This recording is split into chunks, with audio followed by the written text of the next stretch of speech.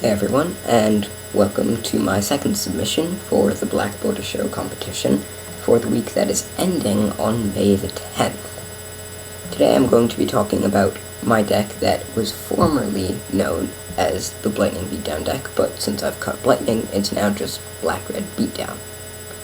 So, these are all the individual cards in the main deck. I didn't really have room to put out all the play sets and all the lands and stuff, but here are the most important cards. Here we've got the Beatdown, we've got the fairly obvious Boggart Ramgang and Figure of Destiny, two very good creatures for the deck. Here we've got Tattermunge Maniac. Tattermunge Maniac is not usually run in Lightning decks, or red decks, or black-red decks, mainly because most of that kind of decks like to run Mob Fanatic instead. However, in today's format, Tattermunge Maniac beats out Mob Fanatic.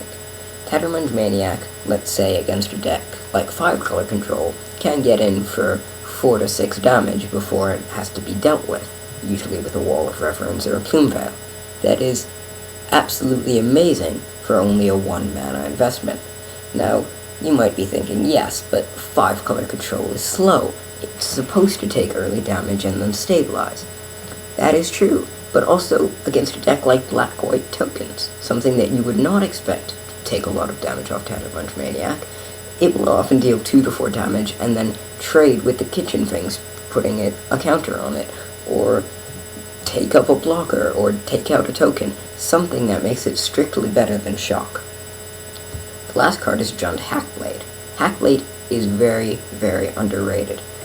Josh Silvestri on ChannelFireball.com, a writer for ChannelFireball.com, proposed both Jund Hackblade and Tattermunge Maniac in this deck. Jund Hackblade is extremely undercosted as essentially a Boggart Ramgang for 1 less mana, because it only costs 2, and technically a slightly easier mana cost. And it's also enabled by 2 of your 1-drops, Tattermunge Maniac and Figure of Destiny, which is just insane. So this beatdown element is what comprises probably the most important part of the black-red deck. Without this, it's going to be hard-pressed to win, so it really needs to have a 1-drop in opening hand, followed by a 2-drop, and then a 3-drop. It needs to be sly. Here we've got removal. We've got the, again, obvious Incinerate and Flame Javelin, 2 auto-includes in almost any red deck. Here we've got Volcanic Fallout, which I have chosen to include main deck, because of the current standard format that is overpopulated with Red-White Lark, Boat Brew, Blue-White Lark, Kithkin, Black-White tokens, Green-White tokens, even Blue-White tokens. Volcanic Fallout is extremely important to enhance your Game 1 win percentage. This last card is Terror. Now, this has caused a little bit of controversy, because strictly, in a vacuum, Terminate is automatically better than Terror. Its mana cost is slightly more difficult, but that's more than balanced by its ability to hit black and artifact creatures. However, the standard metagame is not a vacuum. Terror can hit one of the most problematic cards for any red deck, which is Burnt-in Forge Tender. A Burnt-in Forge Tender, when you have Terminate in your deck over Terror, essentially has protection from your deck, and can neutralize the central Volcanic Fallout or lethal Figure of Destiny swing. Terror, however, lets you take out the Burnt-in Forge Tenders on their side of the board before they can cause you too much damage or stall too much. Finally here, we've got the repeatable damage aspect. We've got Hellspark Elemental, E2 Encampment, and Anathemancer. Hellspark Elemental is also relatively obvious. The deck needs 8 2-drops. Jund Hackblade and Hellspark Elemental help fill that slot.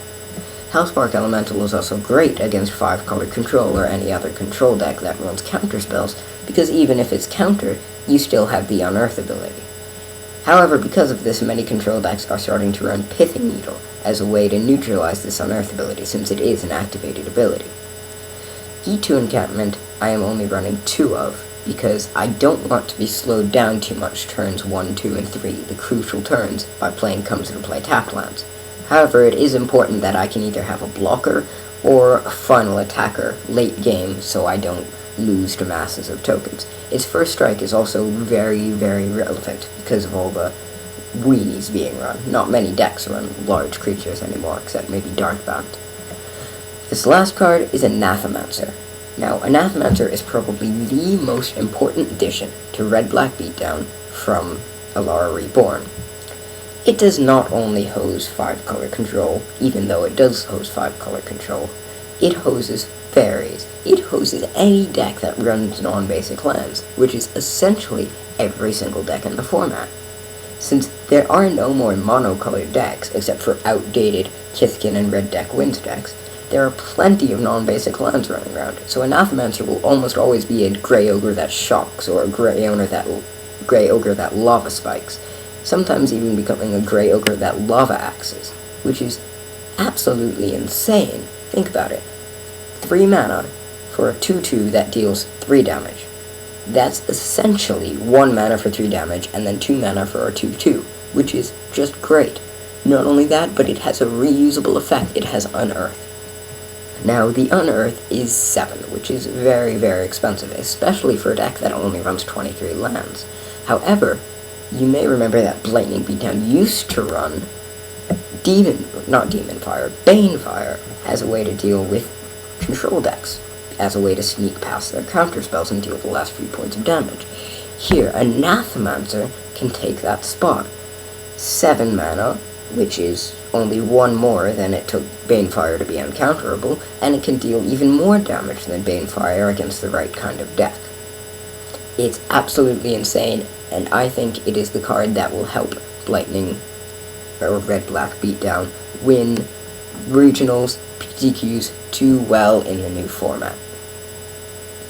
So, unlike previous versions of Lightning Beatdown decks, which were really used because of their good matchups against fairies, this, while it does still have a good matchup against fairies, has expanded its range of kind of what it can beat. This has an extraordinarily, surprisingly good matchup against 5-color control, which it did not have before. It used to be a rock, paper, scissors format, where Lightning Beatdown would beat fairies, fairies would beat Kithkin, and Kithkin would beat Lightning Beatdown. However, that is no longer the case. Some people may be wondering why I have cut Lightning. I also got this idea from Josh Silvestri at channelfireball.com. His article was really superb, and I suggest you check it out. If you just go back in the archive, it was not that long ago. But he explained that Lightning has always been a subpar card. Now with our 3 slot clogged up, with Boggart Ram getting Anathemancer, Flame Javelin, Volcanic Fallout, it's hard to fit in Lightning, especially because there was only a short range of turns, really turns 3 to 5, where Lightning would be a really effective play. Now, we can't really afford to do that because we'll be missing out on dropping our essential creatures. So Lightning has been cut, but now we have our source of card advantage in Anathemancer. I hope you enjoyed this. I am going to be taking this deck to another regionals in Leicester on May the 10th, which is 1 day past today, tomorrow, and I hope I can actually qualify for nationals this time, because last time with my Darkbound deck I went 4-2, which was 1 point away from qualifying for Nats. 4-1-1 would have done it, so hopefully I can improve on my previous record and be able to go to nationals, because that would be really great. In my next video, I'll let you know how I did, and also run over the sideboard and how I've customized it to be very good against different matchups. Thank you again, and I hope to be speaking to you again shortly.